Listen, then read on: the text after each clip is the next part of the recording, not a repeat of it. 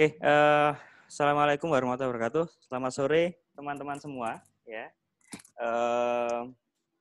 kita akhirnya berjumpa. Ya, mungkin lama nggak ketemu, cuma ya akhirnya ketemunya di Zoom, ya, di telekonferensi. Oke, di sini ada yang sudah masuk, ada beberapa mahasiswa. Ya, mungkin nanti menyusul, terus ada juga beberapa teman, ya. Mungkin ada yang sudah saling kenal, tapi tadi ada yang belum mungkin ya. Mungkin Argita tadi tanya, Mas bisa kenalan nggak gitu? Ya tentu saja bisa gitu ya. Mungkin memperkenalkan diri satu-satu deh. Dari siapa dulu? Mungkin Mbak Andin dulu lah. Mbak Andin dulu yang ini, yang baru masuk dan nanti katanya mau cepetan. Oh iya. Assalamualaikum warahmatullahi wabarakatuh. Salam, Mbak. Saya Andi. Saat ini apa aja, Ham? Hah? Angkatan ya? Ya boleh lah angkatan. Angkatan sekarang gimana gitu. Ya yes, bebas aja lah. S1 FKM angkatan 2002. 2002 Lulusnya 2006. Ya. Udah sepuh. Ada yang masih Terus, ada yang lebih sepuh, Mbak. Oh gitu ya. S2-nya juga di FKM, masuk 2007, lulus 2009, kemudian bekerja, baru lanjut lagi S3 di Canberra di Australian National University tahun 2018. Ya. Di Population Health juga tetap sama. Sekarang udah itu ya. Di ini, Mbak ya. Di Australia ya? Enggak lagi di Surabaya kan ya? Enggak, lagi di Australia. Oke. Mungkin Raga, ya. Raga. Oh, ya Pak. Bismillahirrahmanirrahim. Assalamualaikum warahmatullahi wabarakatuh. Waalaikumsalam. Selamat sore waktu Indonesia dan Malaysia ya. Bapak Ibu, Mbak. Mungkin perkenalkan, nama saya Raga Ridha Hidayat. Saya dari Angkatan FKM 2012. Satu angkatan sama Indra? Ya, sama Indra, sama Iin. Sama Iin ya. Oke. Oke. Sekarang di mana, Gak? Aktivitasnya? Sekarang saya posisi ditugaskan di proyek di Sarawak, Pak, di Malaysia. Ada daerah namanya Limbang, dekat dari Brunei. Perbatasan Brunei ya? Ya, perbatasan Brunei Malaysia. Masih di Wika kan? Di Wika, ya, saya kerjanya ya? Di Wika, di Wijaya Karya, Wika. Cuma ya? Ditugaskan di proyek yang di Malaysia. Oke. Sip. Oke, mungkin itu Gak, nanti kita sambung ngobrolnya. Mungkin Indra. Oke. Indra yang deketan sama Mbak Andin. Satu nanti. Assalamualaikum semuanya. Salam. Ya. Nama saya Sri Indra Kurnia, bisa dipanggil Iin, bisa dipanggil Indra. Saya teman kelasnya Raga, jadi angkatan 2012. Sekarang di University of Queensland, Master of Public Health. Peminatannya Health Promotion. Jadi sekarang lagi di Brisbane. Oh, lagi di Brisbane ya. Oke. Ya. Di CV. Ambil apa? Enggak. Kok Raga? Indra. Maksudnya dia? Master of Public Health, Pak. Oh, ya. Oke. Indra sudah. Mbak Eva lah. Mbak Eva. Mana Mbak Eva ini? Ditinggal sama Mbak Eva.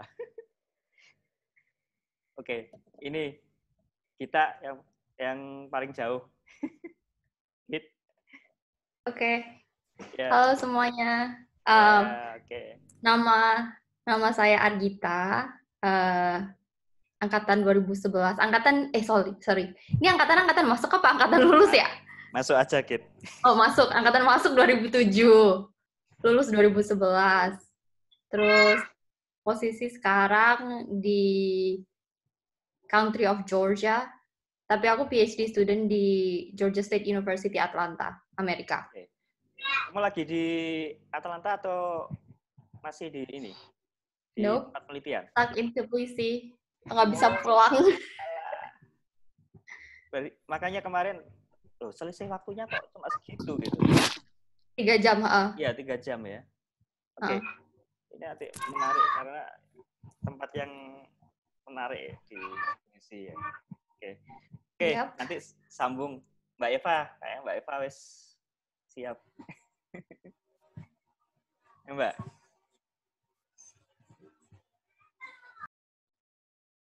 Gak masuk suaramu.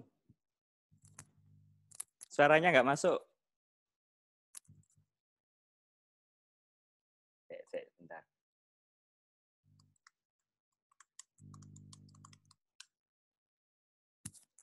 Ya, coba lagi, Mbak.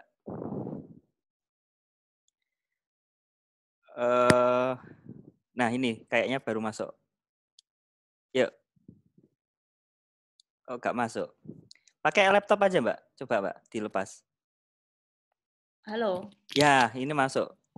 Masuk sekarang? Ya, kayaknya tadi settingan di samping. Oke, ya. Namanya Eva. Angkatannya seperti bapak-bapak dan ibu-ibu dosen, seperti Puluh kawan-kawan. Jadi mungkin di sini termasuk paling sepuh sama Ratih. Di Belgia sudah sejak 11 tahun yang lalu. S2-nya ambil Global Health di Maastricht, sekarang PhD juga di Maastricht, tapi agak melenceng, ambilnya di sedikit medis di Extracorporeal Life Support. Itu aja. Oke. Oke, Mbak, nanti disambung. Mbak Ratih. Ya, Mbak Ratih. Ya. Saya Ratih. Seperti yang Eva sudah sebutkan, kami rekan satu angkatan bareng Bu Triska, Pak Pulung, Pak Haryo. Angkatan 2000, Mbak ya? Angkatan 2000. Angkatan milenial, paling fenomenal. Sekarang sekolahnya di Ghent University di Departemen Kesehatan Masyarakat S3. Sudah di tahap akhir. Iya, semoga segera selesai gitu ya. Oke, di sini ada siapa lagi? Bu Ulul mau kenalan, dah?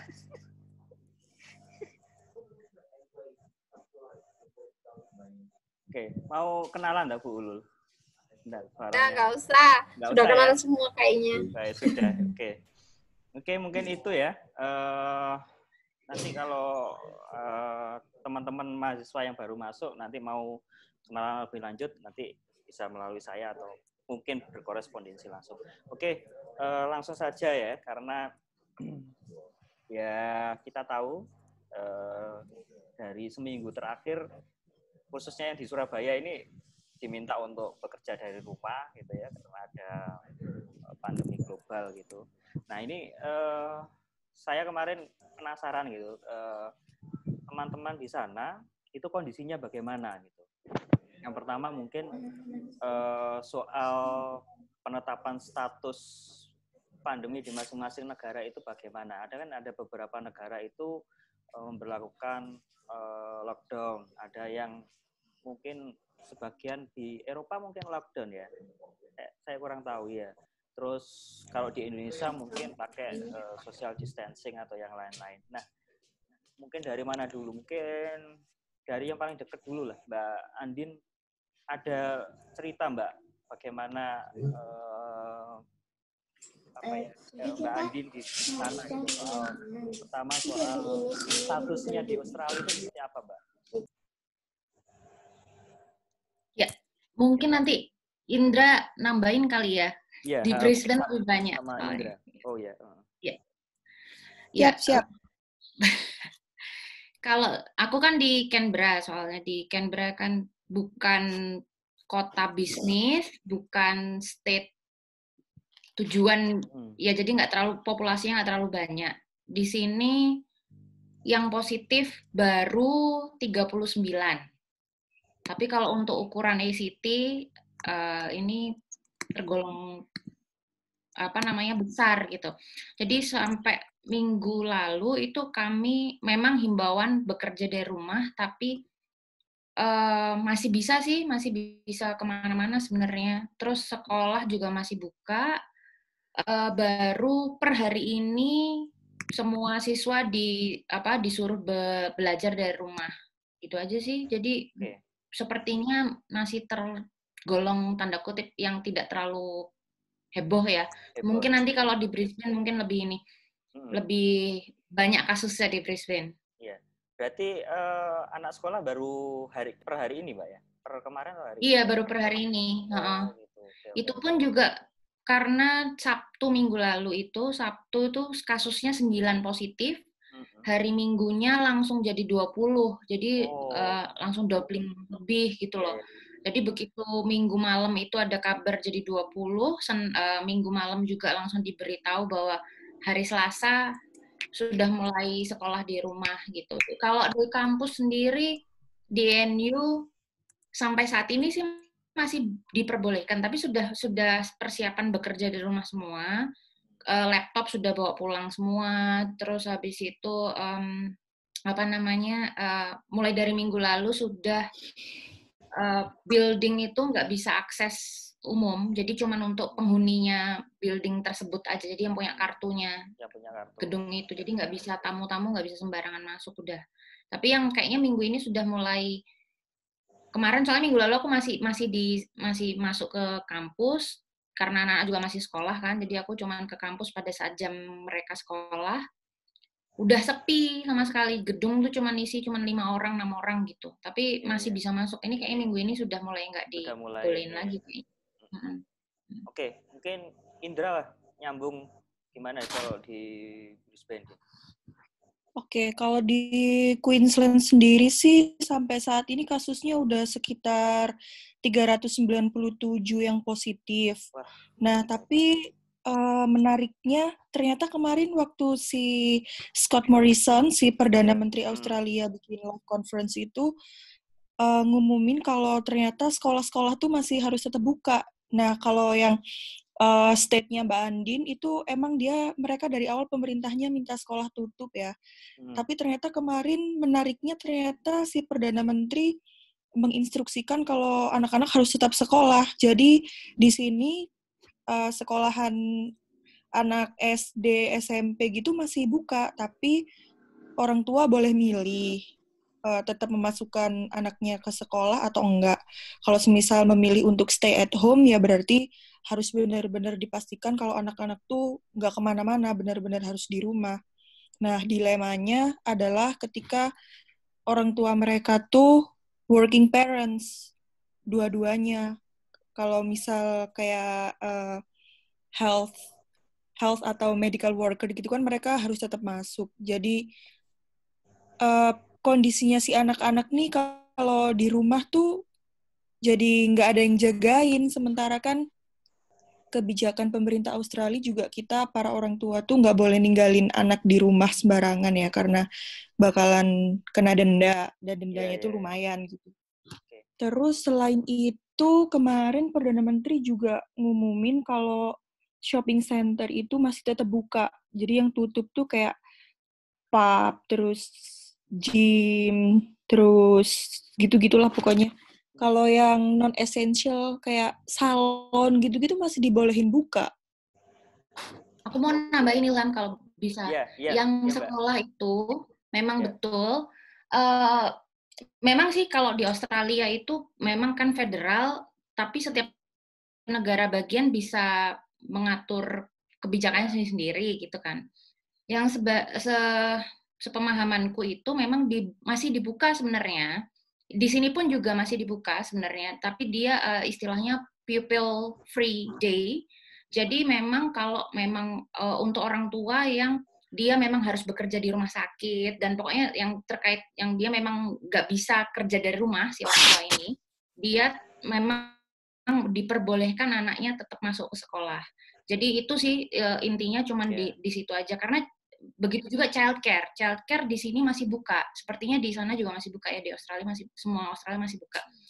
Sama dengan itu, jadi alasannya untuk orang tua yang medical worker itu yang memang tidak bisa benar-benar nggak bisa kerja dari rumah itu memang terpaksa jadi anaknya. Tapi diminimalisir banget berkumpul di satu tempat yang barengan gitu, yang crowded gitu. Iya.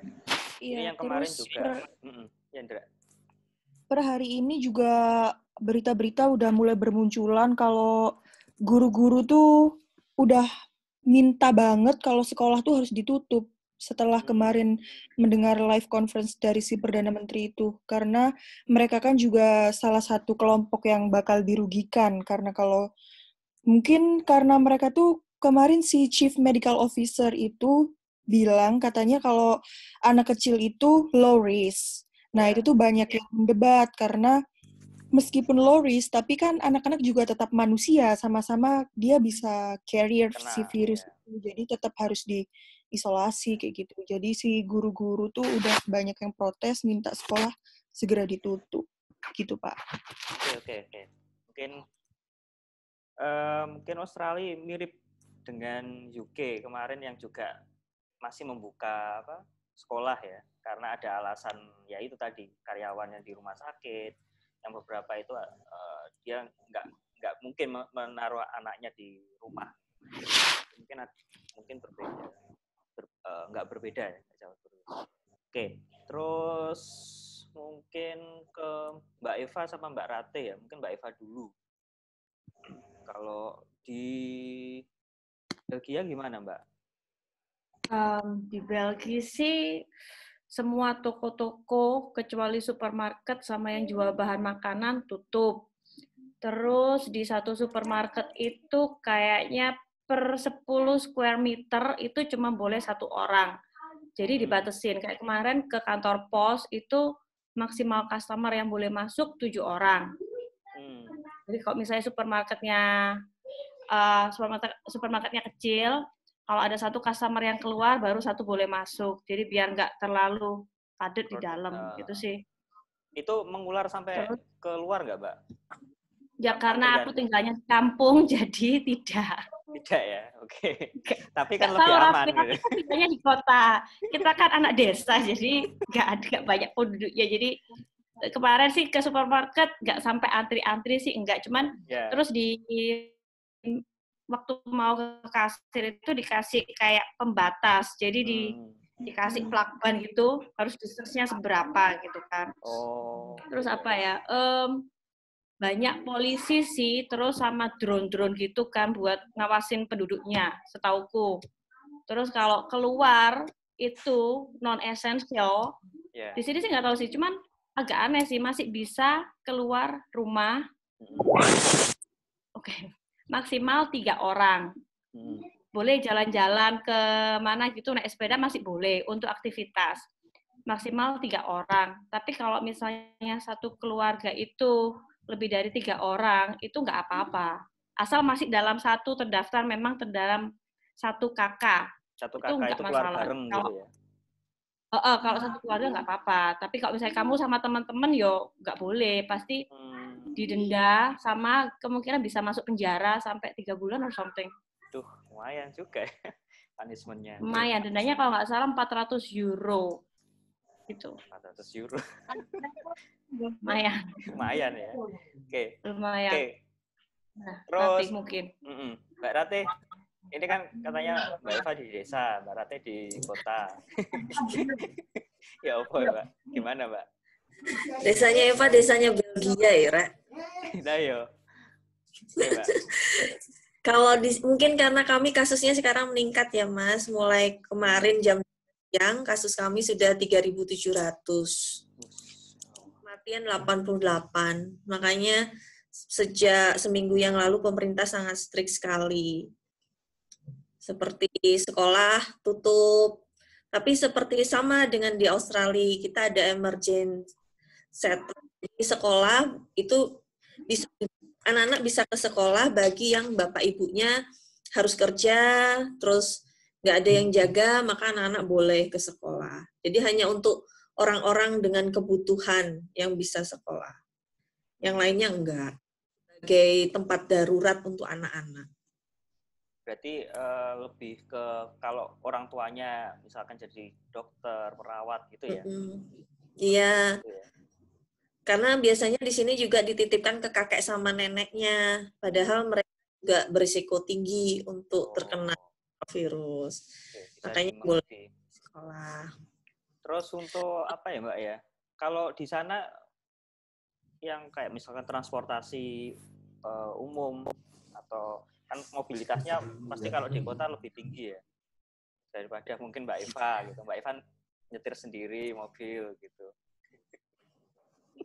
Gimana? Kami di sini di Gen lebih banyak menggunakan sepeda sebenarnya. Yeah. Jadi sebenarnya kami itu tergantung dengan public transportasi. Tapi kembali lagi, public transportasi kan biasanya diperuntukkan untuk orang-orang lansia, orang-orang yang punya kebutuhan, orang-orang yang tidak mampu, itu banyak. Nah, public transportasi tetap dibuka, tapi waktunya yang tidak seperti hari normal biasanya. Okay. Karena paling tram itu yang naik cuma 1, 2. Oh gitu. Ya nggak kayak Jakarta kemarin lah. Enggak. Gitu ya. Sedikit sekali naik public transportasi. Ya. Oke, mungkin sudah ada gambaran. Nah, Raga, Gak, gimana Gak? Kamu kan lagi di lockdown nih. Gimana Gak? Ceritain apakah itu nyampe di tempatmu kebijakan ya, untuk di Malaysia itu kan? Oh, kalau untuk mungkin di berita juga sudah banyak ya Pak, apalagi di Indonesia memang Malaysia itu per tanggal 16 kemarin itu memang dari PM itu memang sudah announce bahwa istilahnya Malaysia ini partial lockdown Pak. Oh, partial lockdown ya? Ya, jadi kondisinya mungkin sama seperti Bu Eva tadi ya, bahwa di sini memang per tanggal 16 itu, per tanggal 17 semua tempat di luar pelayanan publik dan yang menyediakan kebutuhan sehari-hari masyarakat itu, atau di sini misalnya essential services ya Pak, itu harus tutup. Bahkan kayak kami ini, construction project itu pun harus close Pak. Oh. Gitu. Dan di sini untuk lockdown-nya itu sampai akhir bulan, sampai tanggal 31. 31. Belum ada rencana perpanjangan untuk kebijakan itu ya? Belum ada, Pak. Cuma memang kalau kita kan juga terus komunikasi sama KJRI juga, Pak. KJRI dan pihak-pihak yang di Kuching itu memang ada sedang dibahas akan diperpanjang, Pak, untuk masalah lockdown ini. Karena sampai sekarang pun tren cases-nya di Malaysia masih terus naik, Pak. Iya, gitu. Iya. Saya juga ngikuti itu grafiknya penerbangan. Ya, penerbangan pun sekarang sangat dibatasi, Pak. Kemarin saya sempat terbang ke Kuching itu di airport, penerbangan dari Sarawak ke daerah Semenanjung, ke Kuala Lumpur, Johor, segalanya itu semua di-cancel semua, Pak. Bahkan sampai seperti itu. Jadi benar-benar nggak bisa kemana-mana di sini. Ya berarti seharian ngapain nih? Maksudnya gini, kan pekerjaannya kan close ya. Jadi itu pun ada izin ya mungkin ya. Nggak boleh sembarangan gitu ya. Atau gimana? Kalau untuk project itu semua harus diberhentikan, Pak. Kecuali project-project yang itu jika tidak dilanjutkan itu akan membahayakan buat publik ya, Pak. Itu. Jadi mungkin pekerjaan-pekerjaan jalan dan yang lainnya. Cuma kalau proyek saya kan jembatan itu jauh dari publik, nah itu memang harus close, Pak. Itu kalaupun ada yang ketahuan lanjut, itu akan dikenakan denda Rp50.000. Oke, kita geser dulu ke Ardita nih. Ardita. Oke. Tadi rencananya mau pulang atau kayaknya mau balik ke US kayaknya kok saya juga gitu ya.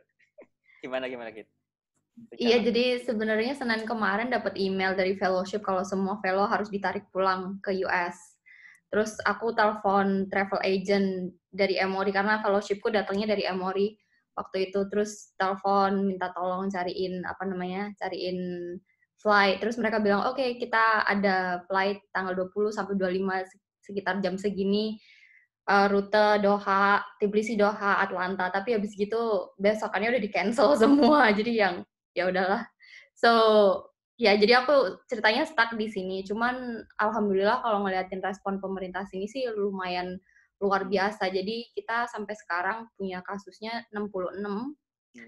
terus 9 udah recovered, dan semuanya itu kasus dari luar, jadi belum ada community transmission.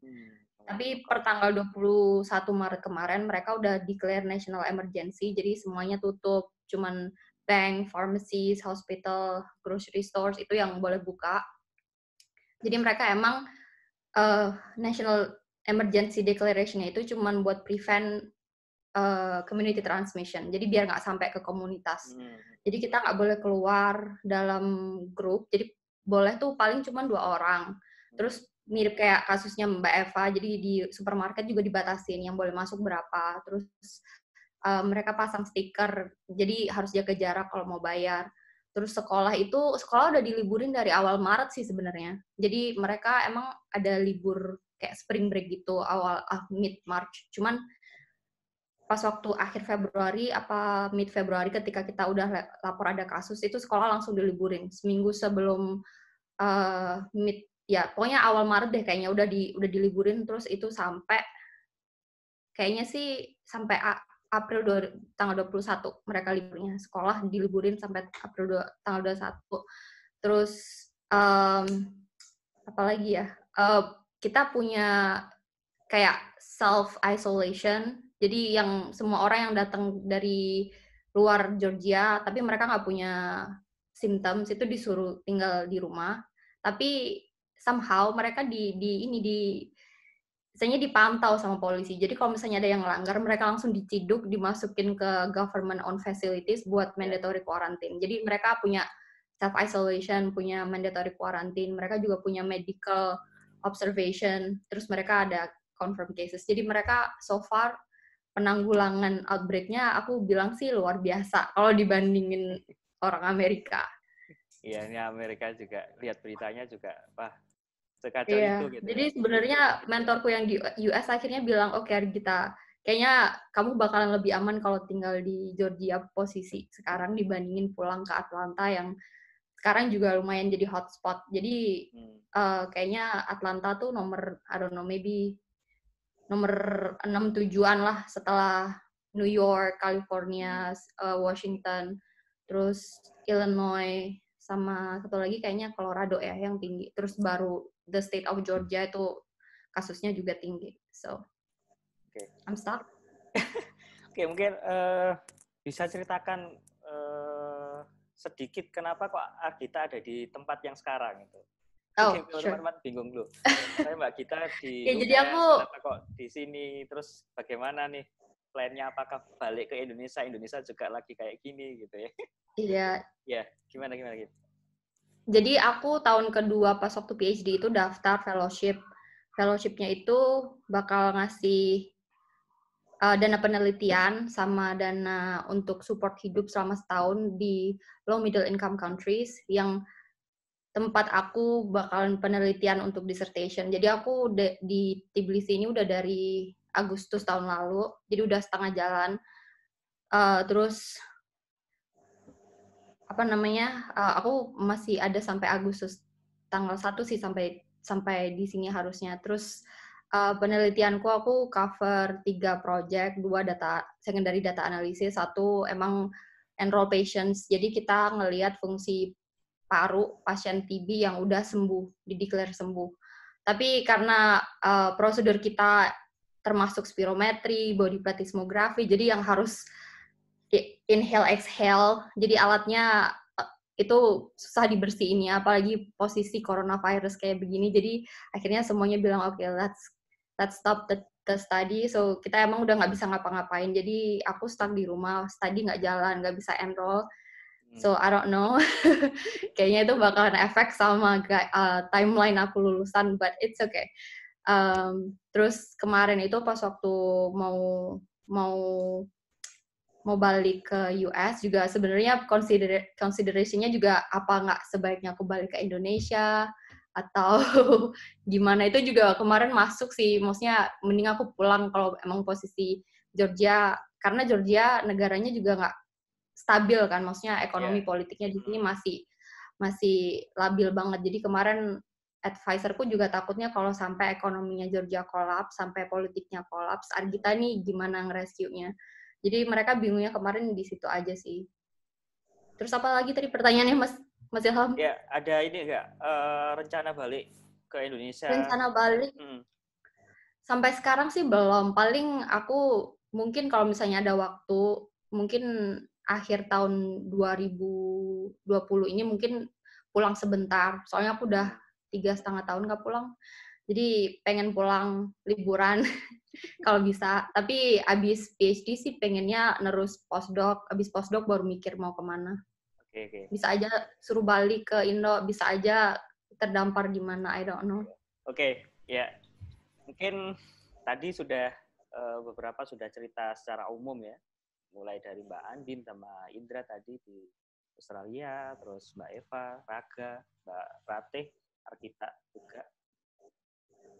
Mungkin kita buka sesi ngobrol lah. Kalau ada yang ingin ditanyakan tadi Mbak Ratih katanya mau tanya gitu. Entah itu tanya ke siapa gitu. Ya, silakan Mbak. Atau teman-teman yang lain kalau yang mau tanya, nggak misalkan malu untuk ngomong gitu ya, terutama adik-adik mahasiswa. Menurut saya ya nggak usah lah, mumpung ketemu ya. Jadi ngobrol langsung aja. Kalau enggak, bisa ditulis di chat ya. Nanti saya sampaikan. Oke, silakan Mbak Ratih. Ya, pertama saya hendak mengkoreksi sebenarnya sekolah tidak libur. Jadi kita sistem pembelajarannya jarak jauh. Mulai dari SD, SMP, SMA, sama anak kuliah semuanya sistem jarak jauh. Untuk kuliah di daerah Flemish, itu kita akan sistem kuliah jarak jauh sampai akhir semester. Ya, kurang lebih sama sih kayak UNER ini. Juga gitu. Jadi anak-anak SD, SMP ini depan saya, anak-anak saya lagi ngerjain tugas dari gurunya masing-masing. Tugasnya banyak nggak, Mbak? Kalau di sini orang tuanya ini lagi ngerjain tugas. Mereka lagi di depan saya ngerjain tugas. Lumayan tuh yang SMP lumayan. Apa aja, Mbak? Bisa diceritakan tugasnya? Mungkin kalau di sini ini kayaknya, waduh, itu kerjain di rumah, gitu ya. Itu banyak banget, mulai bikin prakarya, mulai dari TK sampai SD, itu banyak, sampai mahasiswa juga ngeluh gitu. Contohnya apa sih, Mbak? Di situ. Ya, kalau anak SD ya seperti kayak soal matematika, karena anak saya masih kelas 2 SD, yang anak saya kedua masih kelas 2 SD, jadi cuman pergian, penjumlahan, tapi semuanya pakai website. Ada 3 website yang dibuat oleh gurunya, anak-anak ngerjain. Terus tiap hari gurunya ada ngasih video tentang membaca buku, jadi kayak cerita gurunya. Kalau kayaknya nggak terlalu berat, mungkin seperti di SD Indonesia sepertinya, kalau kurikulumnya loh ya.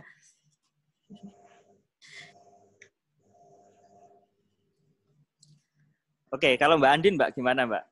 Ada pengalaman soal, tapi belum ini ya, baru mulai kemarin ya bukan ditutup sih, sekolah ya, dari rumah atau bagaimana? Axel ya, atau?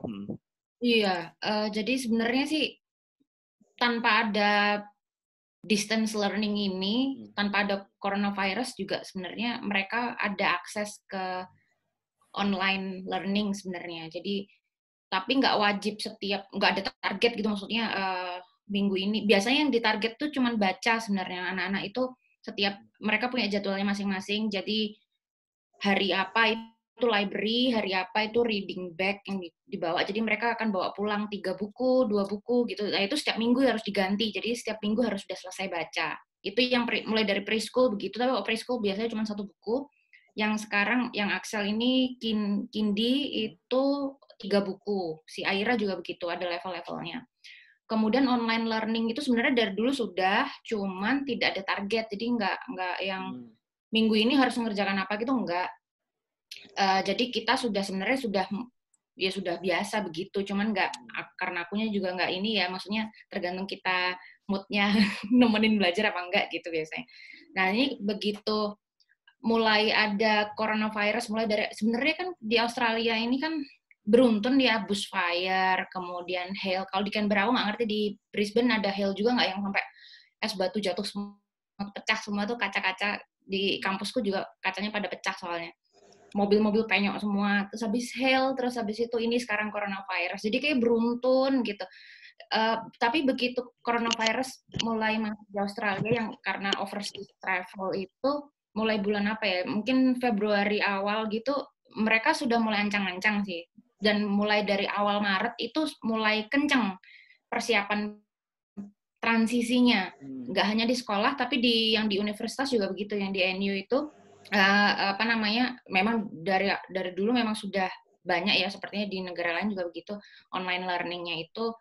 Cuman sekarang akhirnya semua yang tatap muka kan ditiadakan jadi online semua. Terus kemudian minggu ini aku ngerti di Brisbane gimana, kalau di NU ini ada yang namanya teaching post week. Jadi minggu depan seharusnya udah mulai perkuliahan tatap muka gitu, kuliah di kelas, tapi semua dimundurin 1 minggu jadinya. Karena aku sendiri kan nggak ada perkuliahan, jadi PhD-ku ini research based, jadi nggak pernah ada kuliah di kelas, jadi nggak kena sih kayak gituan, nggak kena. Jadi cuman supervisory meetingnya itu jadinya Zoom meeting semua. Dan kebetulan karena NU basisnya di ACT ya, jadi ada pemerintah federal juga, ini banyak orang-orang NU-nya itu yang terlibat di Department of Health-nya yang federal. Jadi salah satunya yang baru dapat kabar ini tadi pagi ini, primary supervisorku diminta gabung di sana, jadinya dia dalam 2 bulan ini, minimal dalam 2 bulan, dia akan intens bekerja di sana untuk coronavirus itulah, nggak ngerti. Jadi terus nasib saya nggak ngerti juga. Jadi, tapi dia bilang sih masih mau jadi primary supervisorku. Ya, alhamdulillah sih ya. Maksudnya kan nggak perlu ganti-ganti. Aduh, bahaya banget. Tapi dia masih mau. Iya, jadi ya paling nggak nanti mungkin email-emailan aja lah untuk sementara waktu. Dia, alhamdulillah orangnya sih baik ya. Maksudnya masa-masa seperti ini kan kacau, semua perlu adaptasi. Ya sebenarnya mulai dari awal tahun sih, kayak bushfire itu kan asap semua, nggak bisa keluar. Dan ya itu udah dari awal tahun kita udah kayak fleksibel gitu, jadi maksudnya nggak nge-push kamu harus ini, kamu harus itu, enggak. Jadi ini juga mungkin ini yang mungkin di Amerika juga begitu, di Belgia mungkin juga begitu ya. Jadi mental health well-being-nya student ini sangat diperhatikan banget. Jadi nggak yang nge-push kamu harus ini, harus selesai ini, nggak gitu. Dan aku melihat juga, aku nggak ngerti juga ya, mungkin karena karakter student-nya, karakter masyarakatnya juga berbeda mungkin ya. Jadi tanda kutip dikasih flexibility itu seperti itu, tapi masih bisa produktif gitu. Jadi nggak yang ya mungkin itu aja sih. Iya. Oke, ini ada pertanyaan. Aku boleh nanya nggak? Boleh. Aku pengen tahu aja, maksudnya respon medis di teman-teman di negaranya teman-teman yang lain tuh kayak gimana? I mean, aku ngerti kalau di Indonesia susah dapat masker, terus habis itu di Amerika juga semua dokter tuh masuk TV CNN buat minta, if you have mask, donate them, kayak gitu. Aku penasaran aja sih, maksudnya kondisi di Australia, di Malaysia, di mana lagi tadi? Belgia. Gimana? Iya, mungkin siapa dulu nih ya? Raga kayaknya ada di Kucing ya. Mungkin ini Mbak Eva kan di rumah sakit pendidikan ya Mbak ya. Di rumah mungkin sakit. bisa cerita soal yang ini Mbak. Di rumah sakit sih sejak Kamis 2 minggu yang lalu semua intern tidak boleh masuk OK karena mereka keep medical supplies. Bakal prepare untuk outbreak gitu kan. Terus selama ini setauku operasi yang dipakai cuman yang benar-benar amat sangat emergensi. Kalau ada heart surgery kayaknya cuman 1 per hari. Terus kalau sekarang semua pegawai yang bisa bekerja di rumah dirumahkan. Kalau yang terpaksa harus masuk ya masuk, cuman sekarang di rumah sakit ada poli khusus, poli corona. Jadi semuanya kayak gitu. Terus semua pegawai dicek temperaturnya sehari 2 kali. Kalau udah panas langsung suruh pulang. Terus apa lagi ya? Karena aku kerjanya di perbatasan dan sekarang di border antara Belgia dan Belanda dijaga polisi. Jadi sekarang pemerintahnya bikin namanya vignette. Jadi kayak special stiker nanti diotra sama rumah sakit, ditempel di mobil biar nggak kena razia gitu loh. Jadi biar bisa masuk keluar masuk border tanpa ada masalah. Itu sih. Oke. Mungkin ada yang lain yang bisa berbagi soal apa tadi pertanyaan Argita bagaimana? Mungkin ada tambahan. Kalau tadi Mbak Andin, mungkin Mbak Andin ada yang ingin ditambahkan. Mungkin ada informasi kalau di Australia. Mungkin nanti Indra juga bisa nambahkan ya. Kayaknya kalau di sini kan mulai dari awal tahun itu yang Januari kan bushfire itu juga pada cari masker semua. N95 juga, N95. Yeah. Pas kebetulan waktu itu aku memang ke Adelaide, acara keluarga sebenarnya. Jadi waktu itu kami beli di Canberra itu susah sekali cari masker N95, udah pada habis. Kebanyakan sih memang yang ada beberapa yang borong gitu ya. Kemudian kami beli di Adelaide waktu sekalian acara keluarga itu, terus dibawa balik ke sini gitu kan kami bawakan. Tapi aku lihat juga banyak yang bantuin bawa seperti itu ya, karena itu kan during summer holiday ya. Kalau di sini kan summer, waktu Desember itu kan summer holiday, jadi banyak juga yang liburan keluar-keluar begitu, maksudnya interstate, dan mereka balik ke sini tuh bawain masker N95 biasanya, dan nggak dijual mahal. Kalau bedanya kalau di Indonesia kan terus dijual mahal ya, terus ibaratnya dikulak gitu, terus dihargain jadi tambah mahal. Kalau di sini nggak sih, harganya tetap normal. Terus masker, terus habis itu yang di sini yang habis itu ya toilet paper ya, udah seperti diketahui. Aku juga nggak tahu kenapa aku pada borong. Maaf, saya orang Indonesia jadi pakai air biasa. Survive terus, ya Pak ya. Beras itu yang, dan tersangkanya sih lagi-lagi kalau beras itu tersangkanya orang Asia sih mestinya ya yang makan beras itu. Aduh, beras tuh ya Allah. Tapi memang kalau misalkan di sini meskipun ada beras ya kemudian di restock ulang gitu, mahalin harganya. Jadi harganya masih normal. Kalau di sana mungkin terus begitu barang kan jadi mahal toh. Di sini masih normal sih. Ya gitu aja sih. Apalagi ya kayaknya nggak ada. Udah sih kayaknya. Mungkin itu ya. Mungkin Indra mau nambahin di Brisbane gimana? Kalau di sini sih sama ya, soalnya kemarin kapan hari pas aku baca berita tuh emang Australia juga mengalami shortage untuk APD. Tapi kan tetap apa ya, kayak nggak tahu ya. Kalau di Indonesia tuh kan rasanya kan kayak krisis kepercayaan gitu ya ke pemerintah. Nggak ngerti ya. Nggak tahu yang lainnya, cuma aku merasa seperti itu. Cuma kalau di sini tuh aku ngerasanya ke pemerintah sini tuh percaya gitu, mereka tuh bakalan nyetok lagi dan itu tuh bakal disediain gitu, nggak ya bener yang dibilang sama Mbak Andin tadi, nggak bakal dikulak, nggak bakal dijual lagi dengan harga yang mahal, jadi pasti tetap terkontrol gitu, semuanya pasti under control.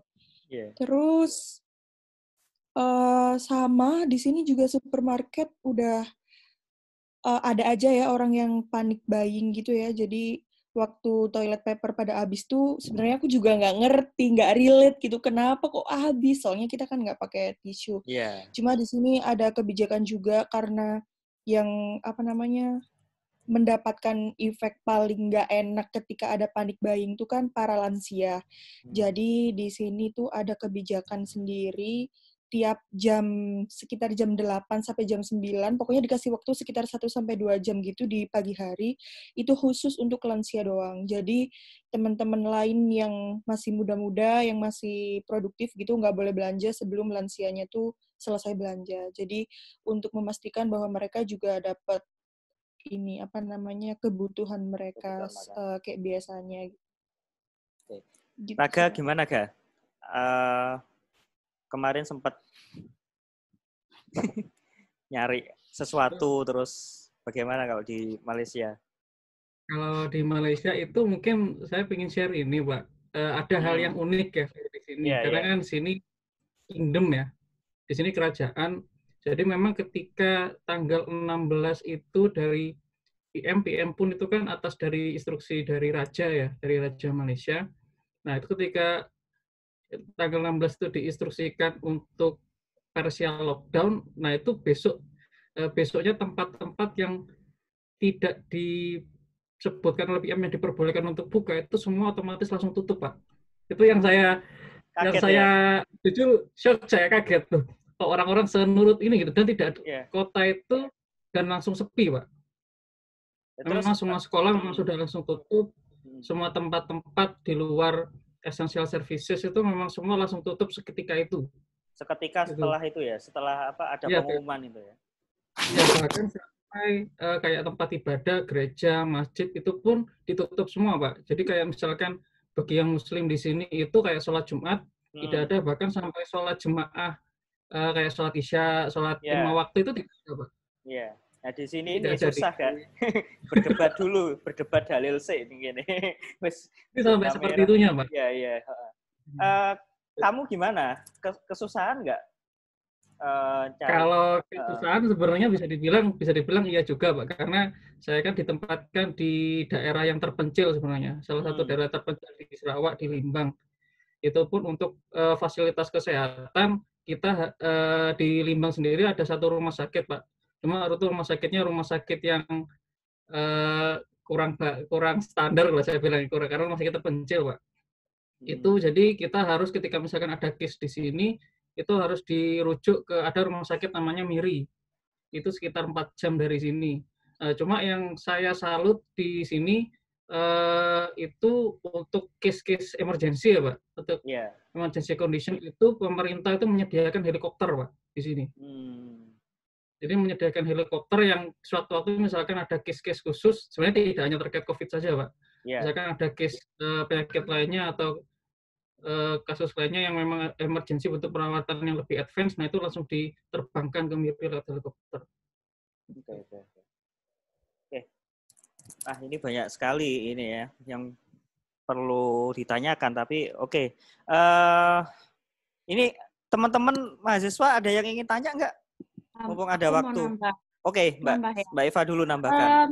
Di sini kayaknya kan sibuk nih ibu-ibu di WhatsApp itu, ternyata di sini pemerintah itu mengerahkan semua warganya untuk bikin homemade masker. Jadi ternyata jadi maskernya itu dari kain, terus dibikin kayak layer, jadi di tengahnya tuh biar bisa dimasukin filter. Jadi untuk antisipasi kelangkaan masker. Jadi semua masyarakat yang bisa menjahit itu diharapkan untuk volunteering bikin masker, terus nanti diserahkan ke City Hall masing-masing, di drop gitu, terus jadi mereka bisa subsidi ke orang-orang yang membutuhkan plus ke rumah sakit. Jadi kalau misalnya ada yang butuh pattern or something, aku bisa ngasih, cuman bahasa Belanda. Mungkin FKM bisa buat kayak gitu, Pak.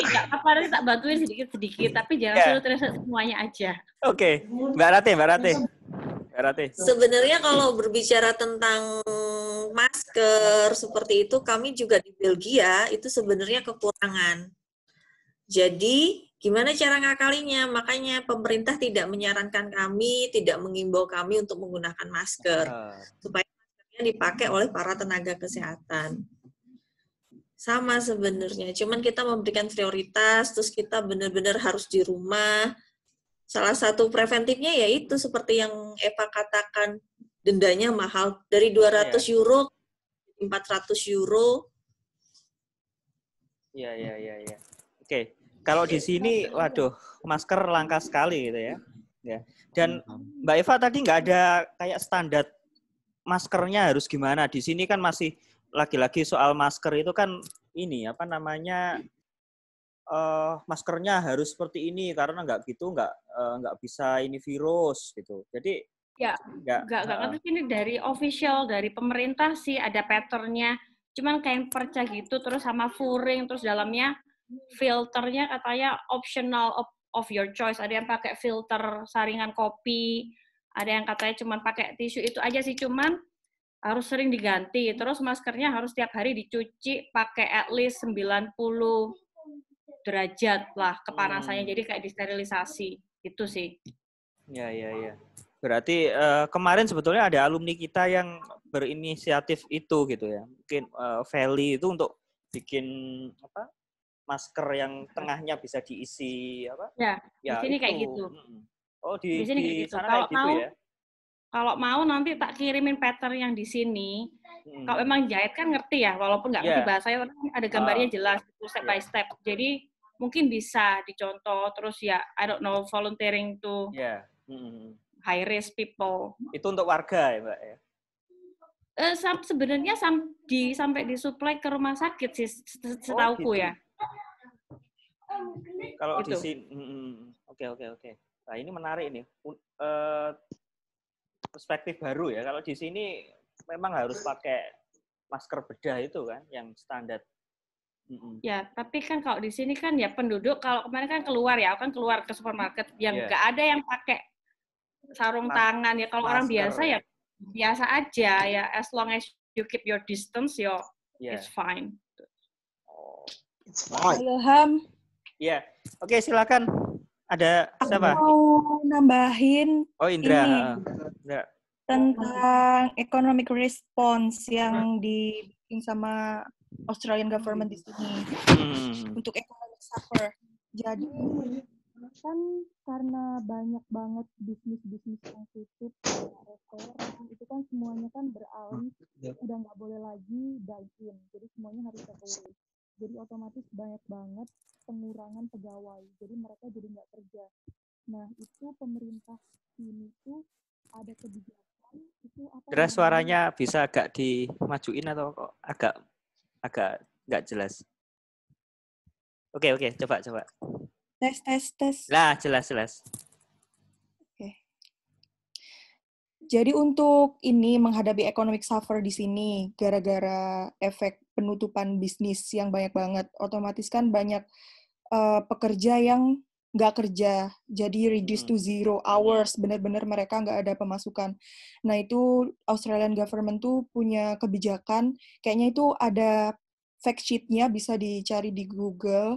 Itu pemerintah tuh menyediakan dana sebesar maksimal itu sekitar 1.200 sampai 1.300 Australian dollar per 2 minggu. Jadi ya sekitar 10-11 juta per 2 minggu untuk yang nggak kerja. Dan itu tergantung, jadi single no children, single with independent children, gitu-gitu tergantung sama mereka semua. Terus kalau semisal Australian kena coronavirus, kayaknya bakal free. Terus di sini student juga asuransinya juga cover untuk itu. Jadi nauzubillah min dzalik, kalau misal ada orang Indonesia di sini yang kena, student ya bakalan ditangani, tapi kan kita nggak mau kayak gitu ya. Nah, karena kemarin kan di sosial media sekarang kan lagi gencar banget tuh ya, pressure pemerintah untuk meniadakan cicilan kredit selama 1 tahun atau segala macam untuk para ojek online dan lain sebagainya. Nah, itu ternyata di Australia tuh udah diterapin kayak gitu. Jadi ada individual income allowance selama minimal 6 bulan selama outbreak ini masih tetap ada. Ya. Oke, bagus juga ya. Saya bayangin kalau di Indonesia, waduh, itu yang jadi penghalang masalah social distancing ya, karena tetap harus bekerja kalau di sini kan. Ada sektor-sektor informal itu. Oke, kita buka sesi tanya jawab. Mungkin 2 orang deh untuk adik-adik mahasiswa. Tadi ada yang bertanya ya kayaknya. Silakan. Halo, ada yang ingin ditanyakan? Aku mau nyoba nanya. Oh ya, namanya siapa? Ya, walaupun di sini sudah ada namanya ya. Dinda dari mana? Angkatan berapa gitu ya? Halo semuanya, perkenalkan aku Dinda.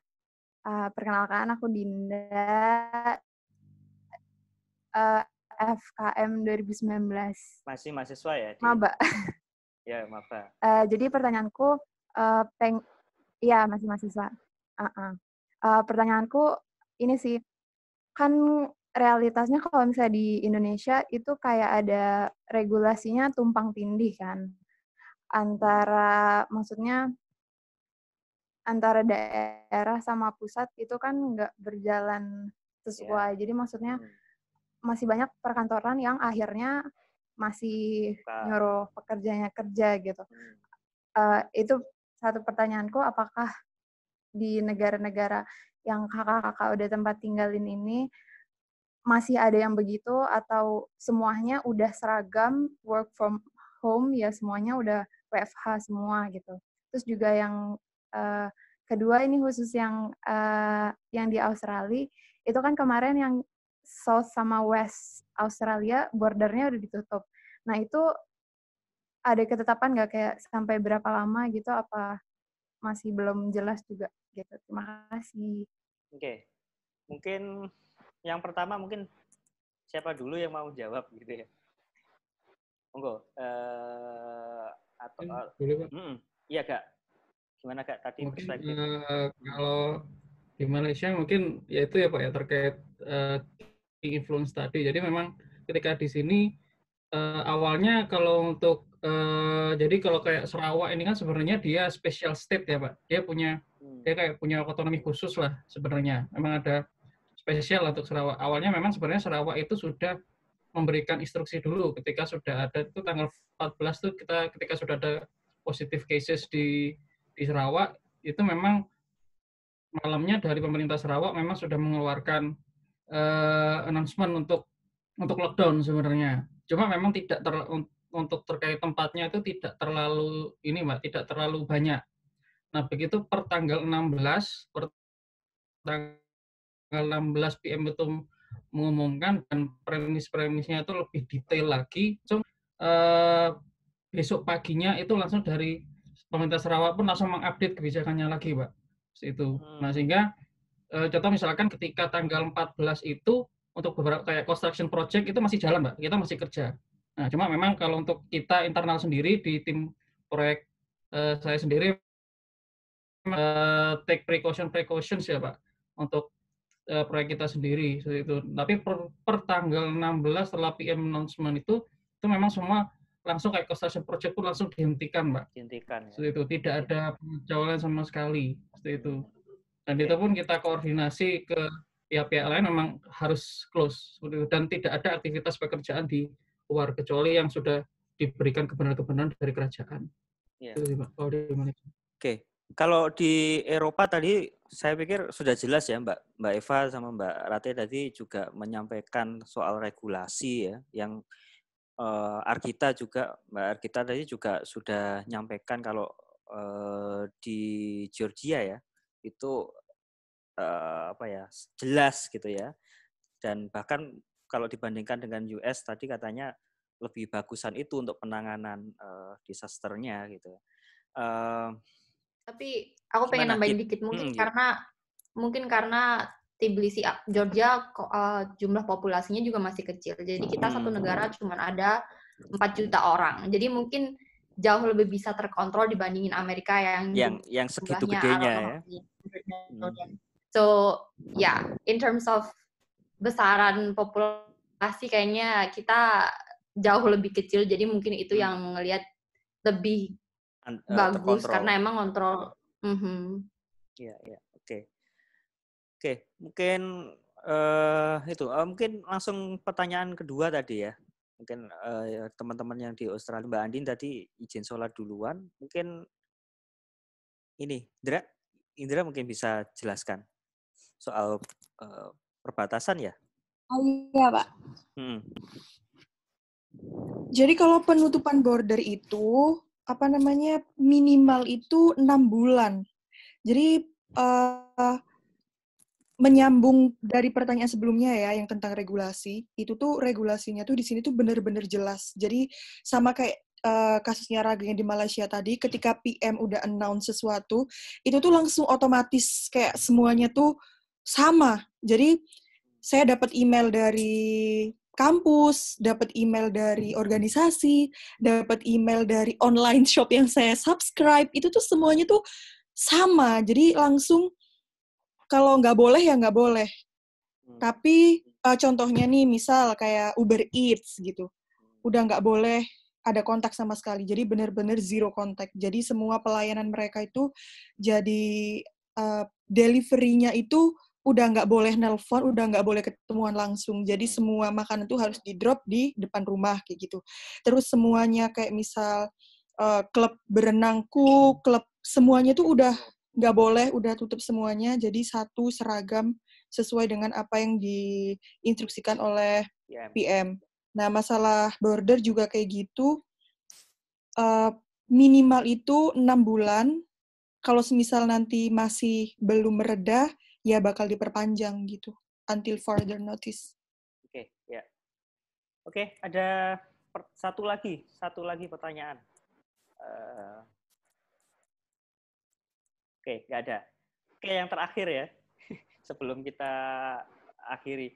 Di sana, di negara teman-teman atau mungkin ya berinteraksi di sana, ada hoax nggak? Kalau di sini kan berterbaran nih di sosial media, di messenger, di mana-mana banyak sekali hoax. Kalau di sana bagaimana? Mungkin dari mana dulu nih? Mbak Eva. Kalau di Belgia ya apa Mbak? Kayaknya sih aman, sentosa, tentram, nggak ada hoax segala macem. Nggak seru berarti WhatsApp-mu? Nggak ada hoax? Enggak, cuman ya sharing-sharing yang mohon masker, jadi bikin masker sendiri, enggak yang sharing-sharing berita-berita enggak jelas dari mana asalnya. Enggak ada, aman. Ada ya. Mbak Rate sama Mbak? Diken. Bentar.